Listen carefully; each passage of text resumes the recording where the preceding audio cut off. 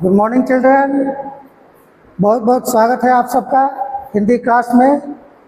आज हम 12th के एक बहुत ही सुंदर टॉपिक कुंवर नारायण की कविता लेकर प्रस्तुत हैं और आशा करते हैं कि आप लोग कुंवर नारायण के बारे में अच्छी तरह जानेंगे। तो चलिए शुरू करते हैं। जैसा स्क्रीन पर आपको दिख रहा है, कुंवर नारायण की कविता आज हम पढ़ने जा रहे हैं, कविता के बहाने। और इसके कवि कुंवर नारायण जी हैं। तो सबसे पहले हम लोग ये कोशिश करेंगे, देखेंगे कि कुंवर नारायण जी बहुत बड़े कवि रहे हैं और इनके बारे में थोड़ा हम सामान्य परिचय पहले देखते हैं, फिर हम कंटेंट पे आते हैं। तो चलिए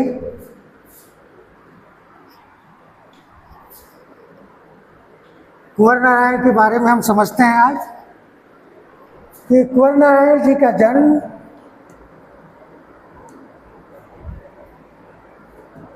कुंवर नारायण जी का जन्म 19 सितंबर सन 1927 उत्तर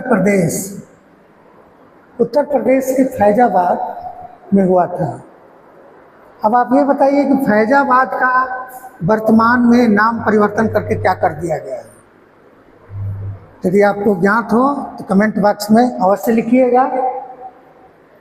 वैसे आपकी जानकारी के लिए मैं बता देता हूँ कि अभी योगी सरकार ने फैजाबाद का नाम बदल करके अयोध्या कर दिया गया है। तो उत्तर प्रदेश के फैजाबाद में इनका जन्म हुआ था। इनकी प्रमुख रचनाएं कौन कौन सी हैं? इनकी प्रमुख रचनाएं हैं चक्रव्यूह 1956, इसका प्रकाशन वर्ष है। दूसरा है परिवेश हम तुम, अपने सामने कोई दूसरा नहीं इन दिनों।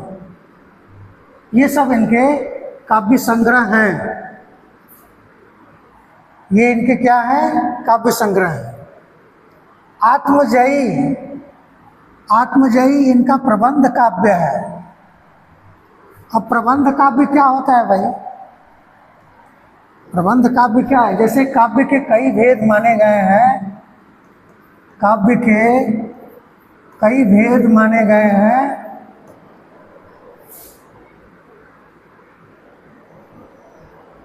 ठीक है। उसमें है महाकाव्य। काव्य के कई भेदों में महाकाव्य, खंड काव्य, प्रबंध काव्य,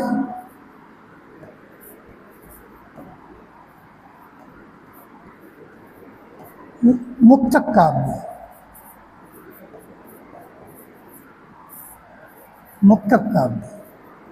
तो ये काव्य के कई भेद माने गए हैं।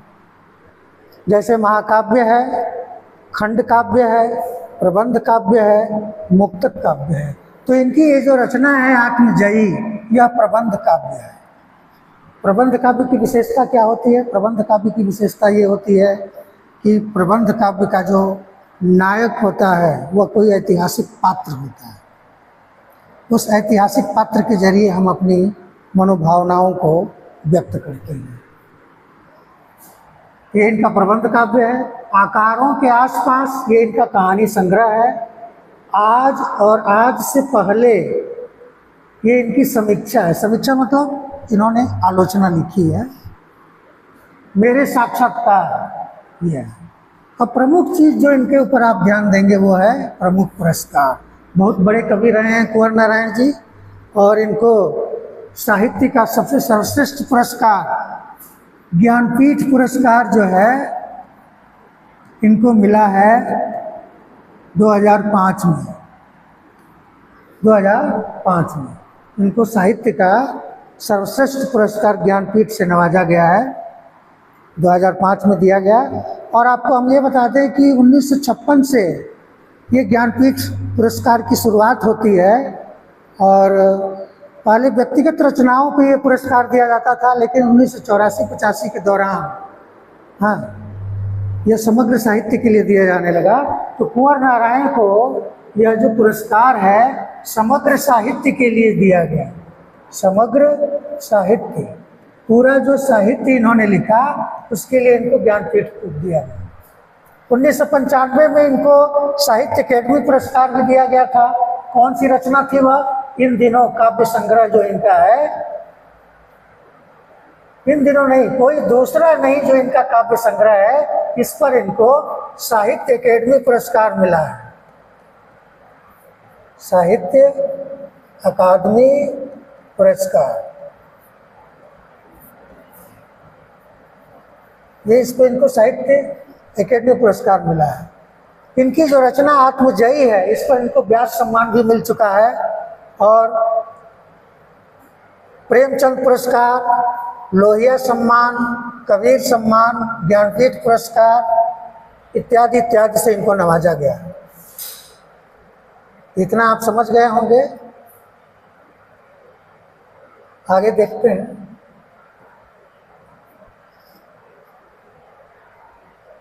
हाँ जी, तो ये जो प्रस्तुत पाठ आप पढ़ेंगे कविता के बहाने, इस कंटेंट में 2 कविताएं शामिल हैं, और एक कविता है कविता के बहाने, और दूसरी कविता है, हाँ, दूसरी कविता कौन सी है? बात सीधी थी पर। ये 2 कविताएं हैं। हम कोशिश करेंगे कि एक ही सेशन में दोनों कविताओं को हम संपन्न करें। ठीक है, तो पहले इसकी विषय वस्तु हम देख लेते हैं। विषय वस्तु देख लेते हैं।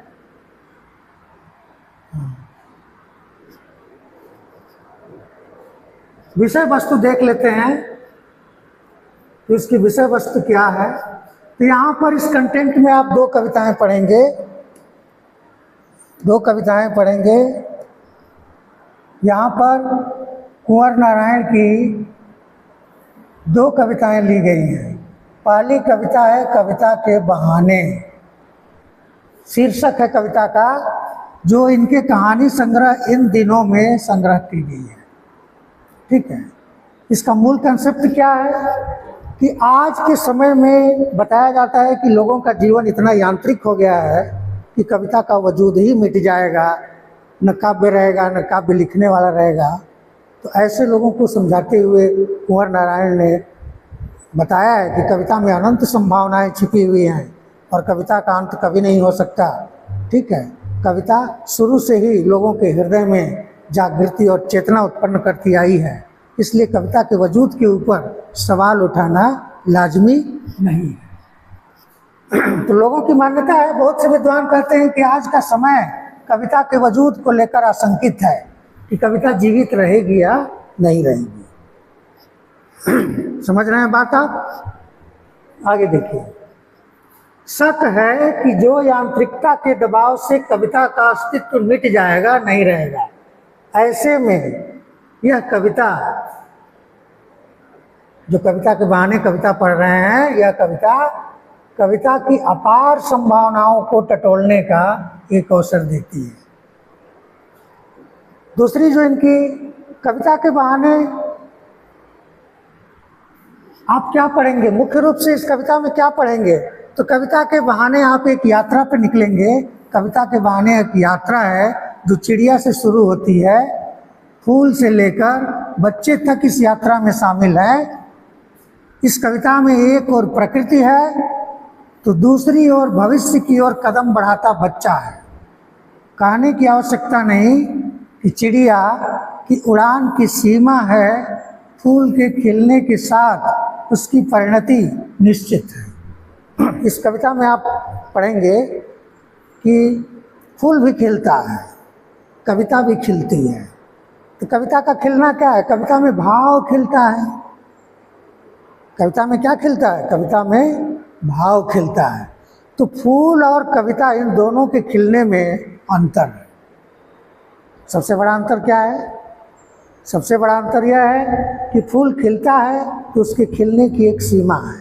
सुबह खिला, अपनी सुगंध बिखेर दिया और शाम तक मुरझा गया। लेकिन कविता में जो भाव खिलता है, कविता में जो भाव खिलता है वह अनंत काल तक लोगों को सुख पहुंचाता रहता है। वह बिना मुरझाए कविता महकती रहती है। जबकि फूल की सीमा क्या है कि फूल खिलता है सुबह और दिन भर अपनी खुशबू बिखेर करके शाम तक मुरझा जाता है। लेकिन कविता में भाव जब एक बार खिल जाता है तो कितनी भी बार वह बात पढ़ी जाए लेकिन उसका कोई अंत पता नहीं होता। बच्चे के सपने असीम हैं, उसी प्रकार कविता की उड़ान असीम है। बच्चों के खेल में किसी भी प्रकार की सीमा नहीं है। बच्चे जब खेलते हैं तो धमा चौकड़ी में इस घर उस घर सभी घर को एक कर देते हैं। तो कवि भी वही करता है, यहाँ से भाव उठाता है, वहाँ से भाव उठाता है, उधर से भाव लेता है, सब घर एक कर देता है। जैसे बच्चे खेलने में किसी भी प्रकार की सीमा का ध्यान नहीं रखते, उसी प्रकार कवि भी असीम अनंत सबको जोड़ करके कविता का रूप दे देता है। तो कहने का मतलब कि कवि इस कविता में कह रहा है कि कविता बच्चों के खेल की तरह शब्दों का खेल है। और शब्दों के इस खेल में कौन कौन शामिल है? तो शब्दों के इस खेल में जड़ भी शामिल है, चेतन भी शामिल है, अतीत जो हमारा बीता हुआ भविष्य है वो शामिल है, वर्तमान शामिल है और भविष्य के सभी उपकरण उसमें शामिल है। भविष्य के सभी उपकरण उसमें शामिल हैं। इसलिए जहाँ कहीं भी रचनात्मक ऊर्जा होगी वहाँ सीमाओं के बंधन खुद टूट जाते हैं। मेन बात यह है कि रचनात्मक ऊर्जा होनी चाहिए। रचनात्मक ऊर्जा रहेगी हाँ तो हम किसी चीज़ पर कविता कर सकते हैं, चाहे वह घर की सीमा हो, भाषा की सीमा हो या फिर समय की ही सीमा क्यों न हो। ठीक है, तो पहले इनकी हम एक एक कविता देखते हैं जिसके बारे में अभी चर्चा की गई। कविता के बहाने। देखिए, कविता के बहाने इनकी कविता जो है, इसके माध्यम से कवि ने कविता की अपार संभावनाओं को व्यक्त किया है कि कविता के अंदर अपार संभावनाएं हैं। और वही संभावनाएं किस रूप में, आप जरा देखिए। प्रस्तुत काव्यांश आपके सामने प्रस्तुत है। कविता के बहाने, ये शीर्षक है इनका। ये इनके किस काव्य संग्रह में संग्रहित है? यह कविता इनके काव्य संग्रह उन दिनों में संग्रहित है। काव्य संग्रह उन दिनों में संग्रहित है। कवि क्या कह रहा है कि कविता एक उड़ान है चिड़िया के बहाने। प्रस्तुत काव्यांश में कवि यह कह रहा है कि कविता क्या है? तो कविता एक उड़ान है। किसके बहाने? चिड़िया के बहाने। ठीक है, तो चिड़िया भी आसमान में पंख फैला करके उड़ान भरती है और कविता में कवि भी अपनी कल्पना की उड़ान भरता है। अब देखिए कि चिड़िया की उड़ान और कविता की उड़ान में अंतर क्या है?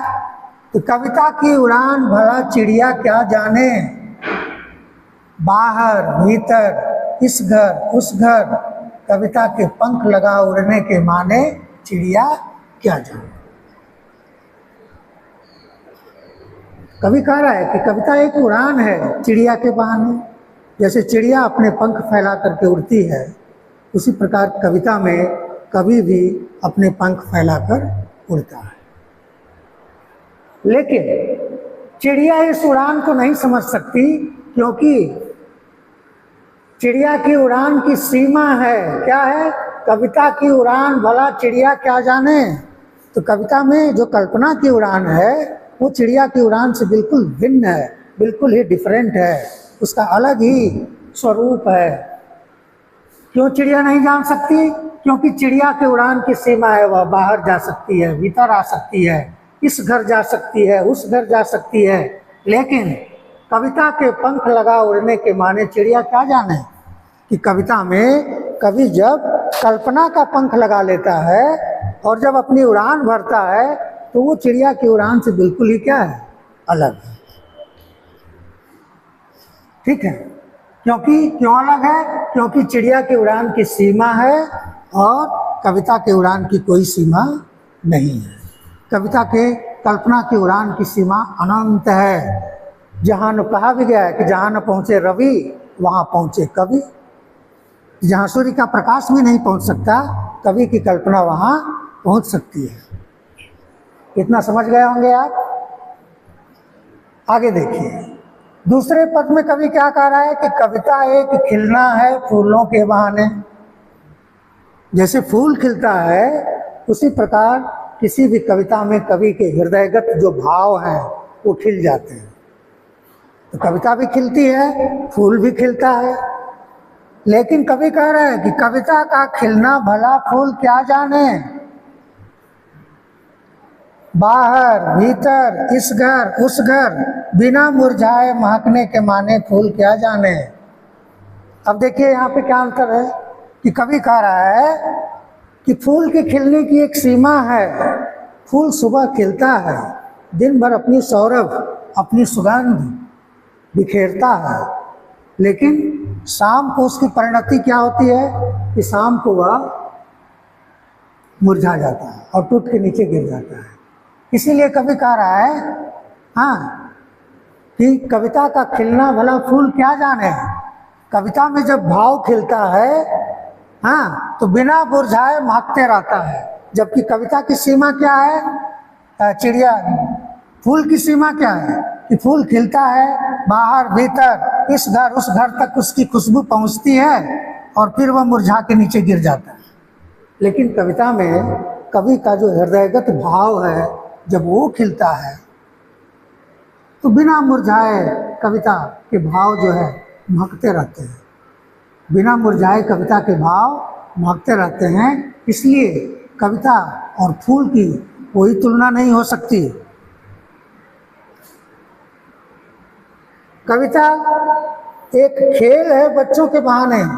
देखिए 3 दृष्टांत इस पूरी पोयम में कवि ने दिया है। पहला कि कविता को एक उड़ान माना है चिड़िया की तरह, कि कविता उसी प्रकार कल्पना की उड़ान है जैसे चिड़िया अनंत आकाश में अपने पंख फैला करके उड़ जाती है। ठीक है। दूसरे पद में इन्होंने बोला है कि कविता एक फूल की तरह खिलती भी है, लेकिन फूल की सीमा है कि फूल जो है सुबह खिलता है शाम तक मुरझा जाता है, लेकिन कविता में भाव अनंत काल तक के लिए खिले रहते हैं। और तीसरा दृष्टांत जो कवि ने दिया है कि कविता एक खेल है बच्चों के बहाने। जैसे बच्चे किसी भी उपकरण को जुटा करके एक नया खेल का सृजन कर देते हैं, उसी प्रकार कविता भी बच्चों के खेल की तरह कवि के लिए शब्दों का एक खेल है। जैसे बच्चे बात बात में कुछ चीज़ें उठा करके और अपना खेल शुरू कर देते हैं, उसी प्रकार कवि भी जहाँ तहाँ से स्थानीय देशज विदेशज तत्सम तद्भव शब्दों को लेकर के एक अपनी काव्य यात्रा शुरू करता है। बाहर भीतर यह घर वह घर सब घर एक कर देने के माने, सब घर एक कर देने के माने, सब घर एक कर देने के माने बच्चा ही जाने। चलिए इसी में ये पोयम पूरी है कि कविता एक खेल है बच्चों के बहाने। कविता क्या है? एक खेल है बच्चों के बहाने। बाहर भीतर यह घर वह घर सब घर एक कर देने के माने बच्चा ही जाने। देखिए यहाँ पे पूरी पोयम का कंक्लूजन आ गया कि कविता बच्चों के खेल की तरह कवि के लिए शब्दों का क्या है? एक खेल है। जैसे बच्चे खेलने में किसी भी प्रकार की मर्यादा नहीं रखते, बाहर भीतर इस घर उस घर यहाँ वहाँ हर जगह अपनी पदचाप से अपनी पैरों की आवाज़ से दिशाओं को गुंजायमान किया रहते हैं, उसी प्रकार कवि भी सब घर एक कर देता है। सब घर एक कर देने के माने ये प्रश्न पूछा जाता है कि कविता के बहाने कविता के आधार पर बताइए कि सब घर एक कर देने के माने क्या है। तो सब घर एक कर देने के माने हैं कि कभी जो है संसार में जो भी चीज़ें हैं, हाँ, किसी को भी वह छोड़ता नहीं है, किसी को भी वह छोड़ता नहीं है। सब घर एक कर देने के माने हैं कि सभी प्रकार के भाव वह कविता में इकट्ठा कर देता है। तो ये इस कंटेंट में शामिल पहली कविता थी, ठीक है, इस कंटेंट में शामिल पहली कविता थी। अब इसको आप समझ लिए होंगे, देखते हैं। हाँ, अब देख लीजिए। अब इसमें शामिल जो दूसरी कविता है इस कंटेंट में शामिल दूसरी कविता क्या है? बात सीधी थी पर। ध्यान दीजिएगा इस पर। इस कंटेंट में शामिल दूसरी कविता है बात सीधी थी पर। अगेन सुन लीजिए, बात सीधी थी पर। ये कविता का शीर्षक है। यह कविता कहाँ से ली गई है? तो उनका काव्य संग्रह कोई दूसरा नहीं, इसमें ये संकलित है यह कविता। इस कविता में क्या बताया गया है? इस कविता में क्या बताया गया है ये समझ लेंगे, ये कविता आपको समझ में आ जाएगी, अन्यथा आप नहीं समझ पाएंगे। इसलिए यहाँ पे आप गौर फरमाना जरूरी है। तो कविता की मुख्य संवेदना है कि कविता में कथ्य और माध्यम के द्वंद्व उकेरते हुए भाषा की सहजता की बात की गई है। कविता में दो चीजें होती हैं, एक तो कथ्य और दूसरा माध्यम। कथ्य का मतलब क्या है? कि जो हम कहना चाह रहे हैं, जो हम भाव व्यक्त करना चाह रहे हैं वो कथ्य है। कथ्य में क्या आएगा? कथ्य में आएगा कि जो भाव हम व्यक्त करना चाह रहे हैं, जो भाव हम व्यक्त करना चाह रहे हैं।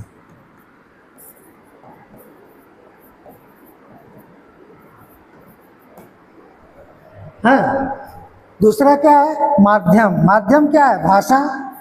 अरे भाई, कवि अपने किस माध्यम से कविता को व्यक्त करेगा? तो माध्यम भाषा है। तो इसमें दो ही चीजों पर जिक्र हुआ है, एक कथ्य पे, दूसरा उसके माध्यम पे। कथ्य मतलब जो हम कहना चाह रहे हैं वो, और माध्यम मतलब भाषा। आप समझ लीजिए कि शीर्षक से ही आपको पूरी कविता का कंसेप्ट समझ में आ जाएगा। बात सीधी थी पर। तो सीधी बात को सीधे तरीके से कहना ही सबसे बड़ी बात है, और सीधी बात सीधे तरीके से कह दी गई तो वो दूसरों को समझ में भी आ जाती है। लेकिन यहाँ पे गलती क्या होती है? लेकिन यहाँ पे गलती ये होती है कि जब कवि शब्द चमत्कार के चक्कर में पड़ जाता है तब बात क्या होती है? जब शब्द चमत्कार के चक्कर में कवि पड़ जाता है तो उस समय बात बिगड़ जाती है।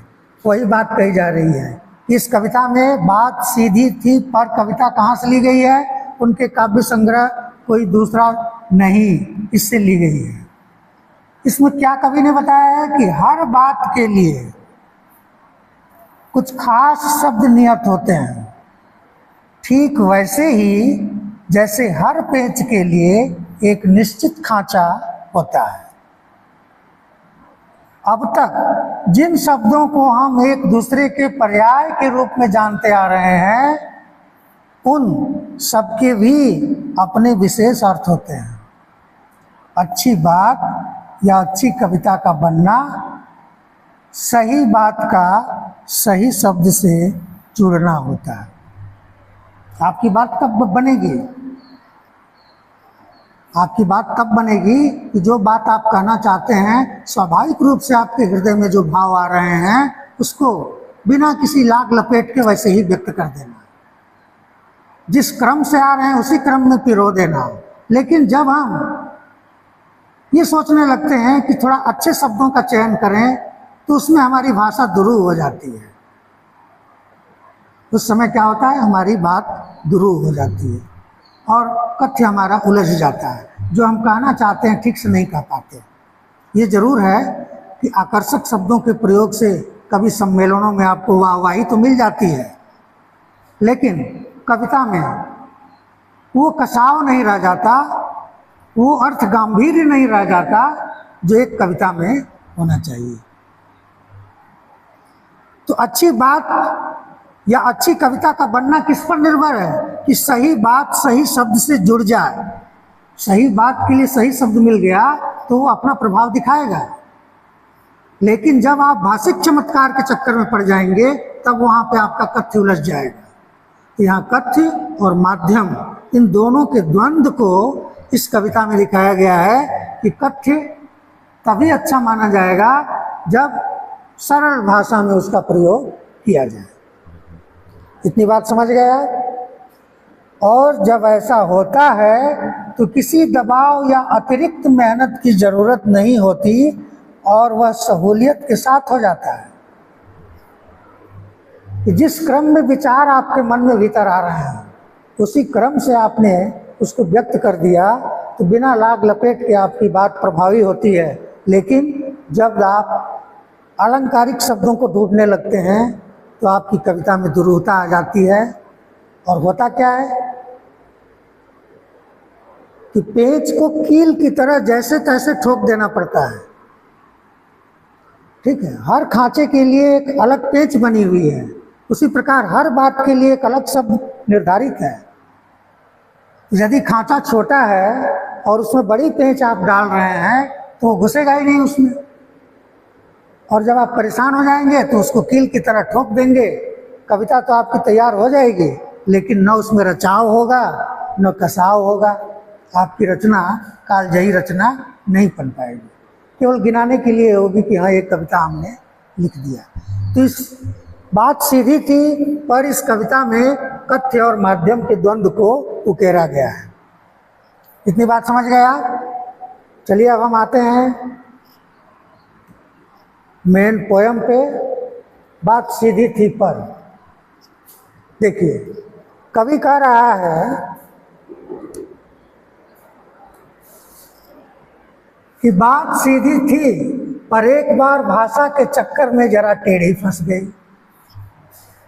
ठीक है, तो प्रस्तुत काव्यांश में कवि ने कथ्य और माध्यम के द्वंद्व को उकेरते हुए कहा है कि सीधी बात को सीधी तरीके से कह देना ही अच्छा होता है, लेकिन जब हम भाषा के चक्कर में उलझ जाते हैं, जब हम चमत्कारिक शब्दों के प्रयोग के प्रति आकृष्ट हो जाते हैं तो उस समय हमारा कथ्य क्या होता है, उलझ जाता है और हमारी बात भाषा के चक्कर में फंस जाती है। इतनी बात समझ गए कि बात सीधी थी लेकिन हम उसको सीधी तरीके से नहीं कह पाए, भाषा के चक्कर में पड़ गए और हमारे कथ्य भी भाषा के चक्कर में उलझ के रह गए। उसे पाने की कोशिश में भाषा को उल्टा पलटा, तोड़ा मरोड़ा, घुमाया फिराया। ठीक है, तो कवि कह रहा है कि हमने अच्छे अच्छे शब्दों को डालना तो शुरू कर दिया लेकिन उसी के समानार्थक शब्द हमें मिल नहीं रहे थे, तो हमने भाषा में कसावट पाने की कोशिश में शब्दों को इधर उधर हेर फेर किया, उल्टा पलटा, ताकि छंद गति ठीक से बैठ जाए। तोड़ा मरोड़ा, इधर से उधर शब्दों को फिट करने की कोशिश की कि बात या तो बने या फिर भाषा से बाहर आए। कहने का मतलब यह है कि सीधी सरल बात को जब हम सीधे ढंग से न कह करके अलंकारिक भाषा में कहने का प्रयास करते हैं तो हमारी भाषा हमारा कथ्य जो है भाषा के चक्कर में फंस जाता है बुरी तरीके से। लेकिन भाषा के साथ साथ बात और भी पेचीदा होती चली गई, जैसा कि पहले ही हमने बताया था आपको कि सीधी बात सीधी तरीके से कह दी जाए, जो भाव आपके हृदय में उठ रहे हैं तो बिना किसी मेहनत के सहूलियत के साथ आप अपने भाव व्यक्त कर देंगे। लेकिन जब आप अलंकारिक भाषा के चक्कर में पड़ेंगे तो बात फंस जाएगी। तो कहने का मतलब ये है कि कवि ने अपनी कविता को अच्छा बनाने के लिए चमत्कारिक शब्दों का प्रयोग तो किया, चमत्कारिक शब्दों का प्रयोग तो किया,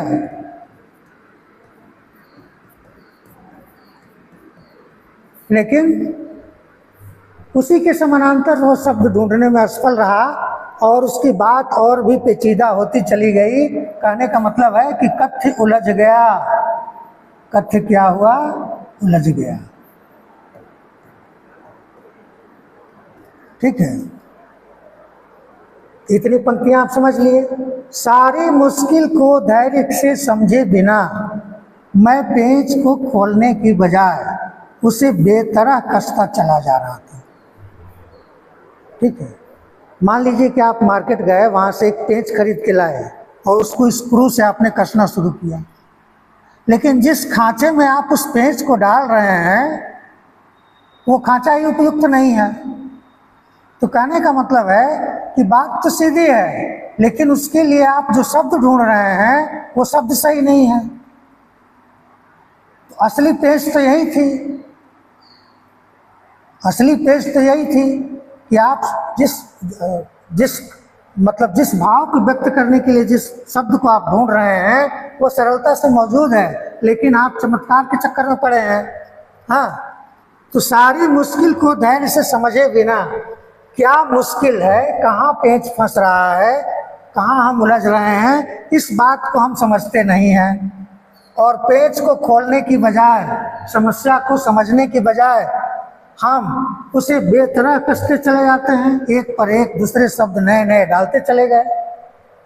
ठीक है, क्योंकि इस करतब पर मुझे साफ सुनाई दे रही थी तमाशबीनों की शाबाशी और वाहवाह। ठीक है, तो कहने का मतलब आप कविता लिख तो रहे थे, लेकिन कविता में आप भाव नहीं पिरो रहे थे। आप केवल लोगों की वाहवाही की चिंता आपको थी कि हम कवि सम्मेलन में ऐसे शब्दों का प्रयोग करेंगे तो वाहवाही मिलेगी। तो हमें इस कर्तव्य में कि अच्छे अच्छे शब्द जब हम ढूंढ के डालेंगे तो इस कर्तव्य पर मुझे कवि सम्मेलनों में वाहवाही मिलेगी, शाबाशी मिलेगी। तो आपका ध्यान उधर था, इसीलिए बात फंसी। और मुख्य पेंच यही है, इसको आप समझ नहीं रहे हैं। आखिरकार वही हुआ जिसका मुझे डर था। आखिरकार क्या हुआ? आखिरकार वही हुआ जिसका मुझे डर था। डर किस बात का था? कि हमारा कथ्य उलझ गया, हम जो कहना चाहते थे वो कविता में नहीं बता पाए, क्योंकि बात सीधी थी और उसको सरलता से पेश कर देना था, लेकिन हम शब्द चमत्कार में चक्कर में पड़ गए और इसी पेंच में हमारी बात उलझ गई। तो जिसका डर था वही हुआ। क्या हुआ? कि जोर जबरदस्ती से बात की चूड़ी मर गई। तो यहाँ पर देखिए, बात की चूड़ी मर जाना मुहावरे का प्रयोग किया गया है। बात की चूड़ी मर जाना मुहावरे का प्रयोग यहाँ पे किया गया है। तो कहने का मतलब क्या है कि खांचा छोटा है, पेंच बड़ा है और उसमें बेतरतीब आप कसे चले जा रहे हैं, तो क्या होगा? पेंच घिस जाएगा। पेंच जब घिस जाएगा तो आप हार जाएंगे, थक जाएंगे और थक करके पेंच को कील की तरह जहां तहां जैसे तैसे ठोक देंगे। तो बात की चूड़ी मर गई। बात की चूड़ी मर जाना मुहावरे का क्या अर्थ है? बात की चूड़ी मर जाना मुहावरे का अर्थ है, बात की चूड़ी मर जाना मुहावरा है। और इसका क्या अर्थ है? कि बात का प्रभावहीन हो जाना। इसका अर्थ है कि बात का प्रभावहीन हो जाना।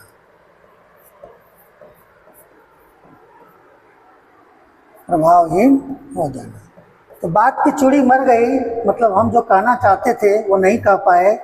मतलब कविता तो बनी, लेकिन वह कालजयी रचना नहीं बन पाई।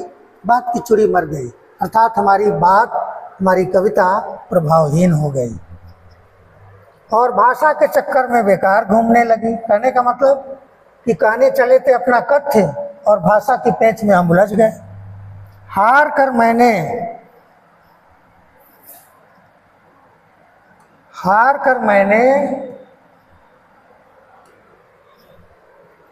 हाँ, अब ये पेज देखिए आप, कविता की अगली पंक्तियां इसमें दी गई हैं।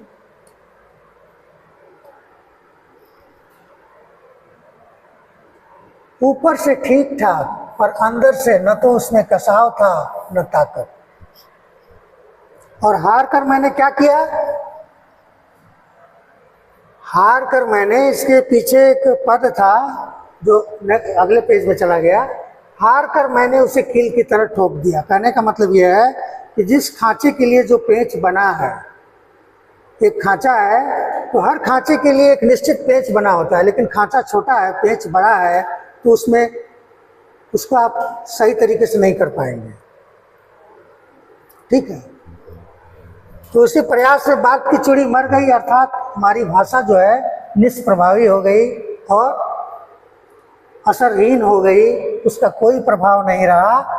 ऊपर से ठीक ठाक देखने में तो अच्छा लग रहा था कि हाँ मतलब पेच अपनी जगह पे चला गया है, कविता एक बन के तैयार हो गई है, लेकिन अंदर से उसमें न तो कसाव था और न ही ताकत थी। पेच बनाया गया है कसने के लिए। पेच किस लिए बनाया गया है? कसने के लिए बनाया गया है। पेच कसने के लिए बनाया गया है, न कि कील की तरह ठोकने के लिए। जब पेच को आप कील की तरह ठोक देंगे तो जहां ठोकेंगे वहां पे रचाव कसाव नहीं रहेगा।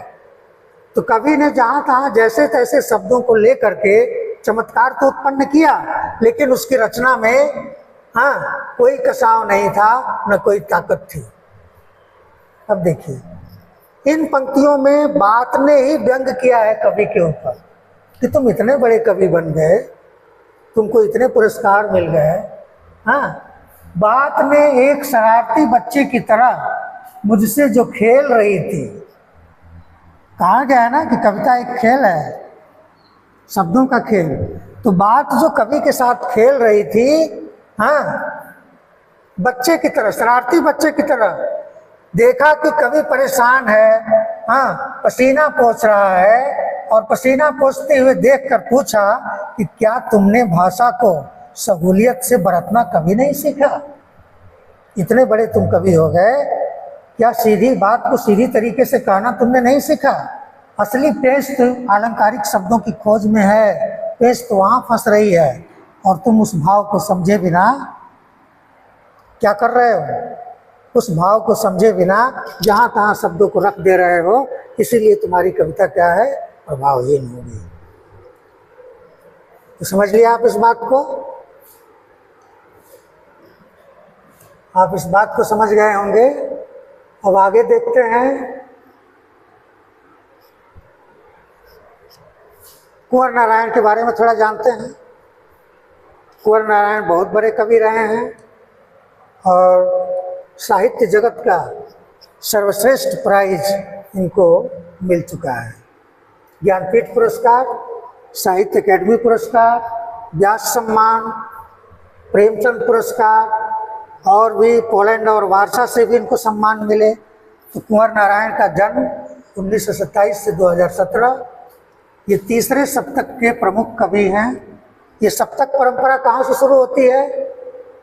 1943 में पहला सप्तक था,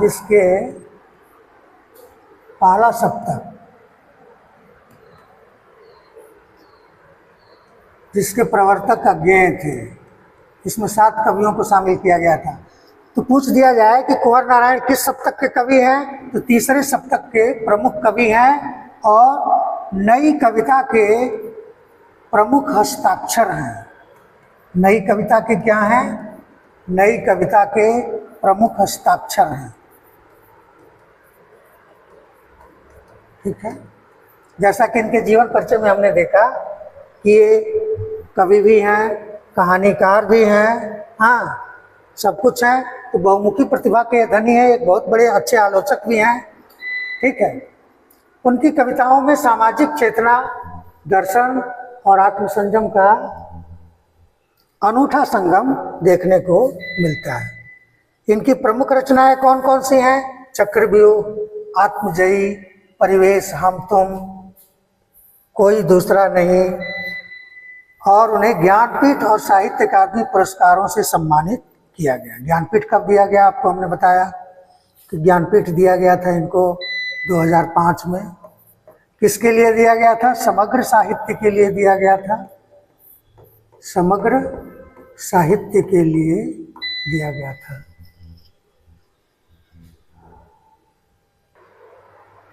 तो अभी आप देख रहे थे इनके प्रमुख रचनाएं चक्रव्यूह, आत्मजयी, परिवेश हम तुम, कोई दूसरा नहीं।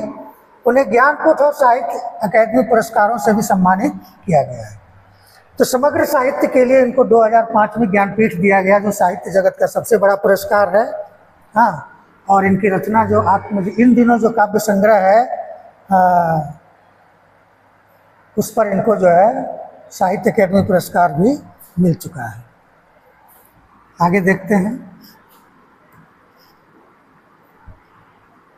कविता और चिड़िया एक तुलना। अभी आपने कविता में पढ़ा, क्या पढ़ा कि उड़ान की सीमा। कवि कहता है कि कविता एक उड़ान है, पर इसकी उड़ान चिड़िया की तरह भौतिक नहीं है। चिड़िया की तरह क्या नहीं है? भौतिक नहीं है। ठीक है, चिड़िया की उड़ान की एक निश्चित सीमा होती है, कवि के कल्पना की उड़ान की कोई सीमा नहीं है। कविता की उड़ान कल्पना की उड़ान है जो असीमित है, इन्फिनिटी।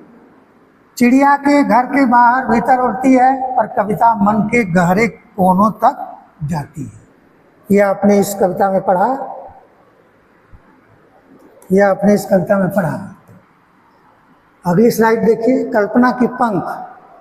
कवि क्या कहता है? कवि कहता है कि चिड़िया कहाँ उड़ती है? बाहर भीतर। कविता हृदय के आंतरिक भावों और बाहरी जगत दोनों को स्पर्श करती है। इस घर उस घर, चिड़िया इस घर उस घर उड़ती है, लेकिन कविता किसी एक स्थान या सीमा में नहीं बंधती, यह सार्वभौमिक होती है। चिड़िया के पंख सीमित है, कविता के पंख समय और काल की सीमाओं से क्या है? परे हैं। उसकी सीमाओं को भी लांघने में वो सक्षम है। ये बात हम कविता के पढ़ाते समय आप लोगों को बताई थी। आगे देखिए, इसका देख लिया हमने, ये पोयम पढ़ ली गई है। अब देखिए, कविता और फूल का महक का रहस्य क्या है? ये इस बात में बताया गया है कि खिलना और मुरझाना। फूल खिलता है और सुगंध फैलाता है, लेकिन उसका अंत निश्चित है। अंतर क्या है कि फूल एक समय के बाद मुरझा जाता है, कविता कभी नहीं मुरझाती। फूल अपनी महक बिखेर कर मुरझा जाता है, कविता बिना मुरझाए युगों युगों तक महकती रहती है। बुआई एक क्षण की, कटाई अनंत की। एक बार भाव बो दिया गया तो उसकी कटाई अनंत तक चलती रहती है।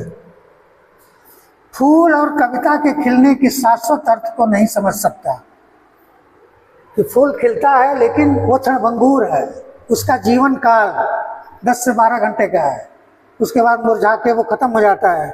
लेकिन कविता शाश्वत है और अनंत काल तक यह महकती रहती है। समझ गया? नेक्स्ट देखिए, कविता की अमरता। कविता अमर है। इस कविता में कवि ने बताया है कि जहाँ भौतिक वस्तुएं नष्ट हो जाती हैं, वहीं कविता शब्दों के माध्यम से जीवंत रहती है। भौतिक चीजें आज हैं, कल नहीं हैं, लेकिन एक बार आपने कविता कर दी। क्या तुलसीदास ने रामचरितमानस की रचना की तो तुलसीदास के बाद, मरने के बाद क्या रामचरितमानस खत्म हो गया? नहीं हो गया। उनकी वो कालजयी रचना है। उस समय जितना इम्पोर्टेंट थी, आज भी उतनी ही इम्पोर्टेंट है। तो कहने का मतलब यही है कि कविता हमेशा जीवंत रहती है, बिना मुरझाए महकने के माने का अर्थ है कि कविता का रस और आनंद कभी कम नहीं होता। यह आज भी उतनी ही प्रभावशाली होती है जितनी रचना के समय थी। तो कविता का महत्व हमेशा बना रहता है, चाहे आज हो या कल हो। आगे देखिए, नेक्स्ट में क्या बताया गया है? कविता और बच्चा एक खेल। कविता की तुलना बच्चे के खेल से की गई है कि कविता अंततः बच्चों के खेल के समान है। बच्चा जब खेलता है तो वह सारे भेदभाव भूल जाता है। वह यहाँ भी जाता है, वहाँ भी जाता है, इस घर उस घर, अंदर बाहर, सब घर एक कर देता है। उसकी पदचाप हर जगह गूंज उठती है। कवि यहाँ कविता को बच्चों के निकटतम मानता है, क्योंकि दोनों ही रचनात्मक ऊर्जा से लबरेज हैं और सीमाओं को नहीं मानते। बच्चे भी किसी सीमा को नहीं मानते, यहाँ भी जाते हैं वहाँ भी जाते हैं, बेरोक टोक किसी भी घर में घुस जाते हैं। ठीक है, तो उनकी कोई सीमा नहीं होती। उसी प्रकार जो भी रचनात्मक ऊर्जा है उसकी भी कोई सीमा नहीं है, वो भी अनंत है। जैसे बच्चों का खेल क्या है, अनंत है। नेक्स्ट देखिए, नेक्स्ट में क्या है कि सब घर एक कर देने के माने क्या है, भेदभाव का अंत कर देना। जैसे बच्चा किसी घर को अपना या पराया नहीं समझता, उसके लिए सब घर एक है। इसीलिए कवि के लिए हर परिस्थितियां एक समान हैं। वह अपनी कविता में किसी भी परिस्थिति को उठाकर एक जीवंत रूप दे देता है। अर्थात एक अच्छा कवि, एक अच्छा साहित्यकार अपनी रचना में समग्र को समेट लेता है। ठीक है, यही है सब घर एक कर देने के माने, अर्थात सभी प्रकार के भावों को इकट्ठा कर देना, भेदभाव का अंत कर देना। वैसे ही कविता सबको जोड़ती है, ये कविता का शाश्वत सिद्धांत है। रचनात्मक खेल, जैसे बच्चे छोटे मोटे उपकरण बना करके खेल शुरू कर देते हैं, उसी प्रकार कविता भी कवि के लिए शब्दों का खेल है, जिसमें लोकहित भी है, आत्मीयता भी है, और ये दोनों भाव सर्वोपरि है। कविता में विश्व बंधुत्व का भावना है, ब्रदरहुड। कविता मानवता को एक सूत्र में बांधती है और उसको पिरोने का कार्य करती है। समझ गए बात है? अब आगे चलिए, नेक्स्ट देखते हैं इसका शिल्प सौंदर्य क्या है। ये जानना बहुत जरूरी है, इसमें से प्रश्न उठाए जाते हैं बोर्ड में। कवि की भाषा कैसी है? सरल और सहज भाषा। कवि ने आम बोल चाल की खड़ी बोली का अत्यंत प्रभावी प्रयोग किया है। ठीक है, प्रतीक योजना, प्रतीक क्या बोलते हैं? चिन्ह। प्रतीक क्या है? चिड़िया, फूल और बच्चा, ये तीनों गहरे अर्थ के प्रतीक के रूप में उभरते हैं। तो चिड़िया से कवि ने तुलना की है, चिड़िया की उड़ान की तरह कविता भी क्या है? कल्पना की उड़ान है। फूल और बच्चे से तुलना की है कि फूल भी खिलता है, कविता में भाव भी खिलते हैं। हाँ, बच्चा, बच्चे का जिक्र आया है कि बच्चे किसी उपकरण को खेल बना देते हैं, कवि भी शब्दों का खेल खेलता है कविता में। ये तीनों प्रतीक के रूप में आए हैं। मानवीकरण, कविता और प्रकृति के तत्वों के बीच सुंदर तुलनात्मक बिंब गढ़े गए हैं। इस प्रकार से इस कविता में प्रकृति का मानवीकरण किया गया है। ठीक है, मानवीकरण अलंकार कहाँ होता है? जहाँ मानवेतर वस्तुओं पर मानवीय भाव का आरोप किया जाए, वह मानवीकरण अलंकार होता है। इस कविता में लय है, कविता में एक आंतरिक लय है जो इसे गद्यात्मक होते हुए भी काव्यात्मक बनाती है। और एक चीज और जान लीजिए कि मुक्त छंद में है। कविता किस छंद में है? मुक्त छंद में है। और ये नए कवियों का सबसे प्रमुख छंद है। नए कवियों का प्रमुख छंद क्या है? मुक्तक छंद है। और इसकी शुरुआत कहाँ होती है? निराला की जो एक रचना है, जूही की कली। निराला की रचना जो जूही की कली है, निराला की रचना जूही की कली, जूही की कली, जिसका प्रकाशन वर्ष कब है? 1916। यहाँ से ये मुक्तक काव्य की परंपरा शुरू होती है। ठीक है, तो जूही की कली का प्रकाशन वर्ष 1916 है। और पहले तो उनके छंद की बड़ी आलोचना हुई, रबड़ छंद, केचुआ छंद का करके उनकी आलोचना की गई। लेकिन आगे वही परंपरा चल पड़ी और नए कवियों ने मुक्त छंद का खूब प्रयोग किया। मुक्त छंद की प्रशंसा करते हुए निराला ने क्या कहा? यहाँ पर आर्ट ऑफ रीडिंग है, आर्ट ऑफ राइटिंग नहीं है। मुक्त छंद का मतलब है कि मुक्त छंद में आर्ट ऑफ राइटिंग नहीं बल्कि आर्ट ऑफ रीडिंग है, पढ़ने की कला है, मुक्त छंद है। इतनी बात समझ गए आप? नेक्स्ट आप देखिए,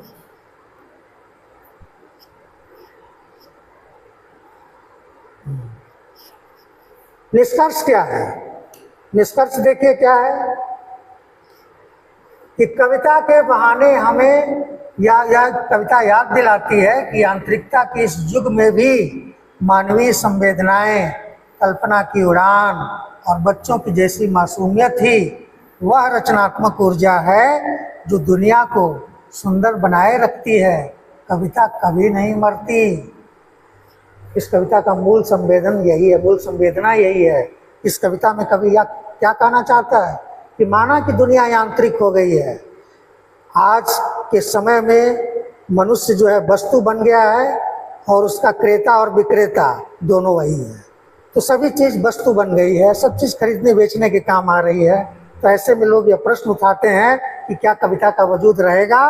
उस पर यह कविता याद दिलाती है कि इस यांत्रिकता के युग में भी मानवीय संवेदनाएं, कल्पना की उड़ान और बच्चों की जैसी मासूमियत, ये वो चीज़ें हैं जो रचनात्मक ऊर्जा से लबरेज हैं और ये चीज़ें दुनिया को सुंदर बनाए रखती हैं।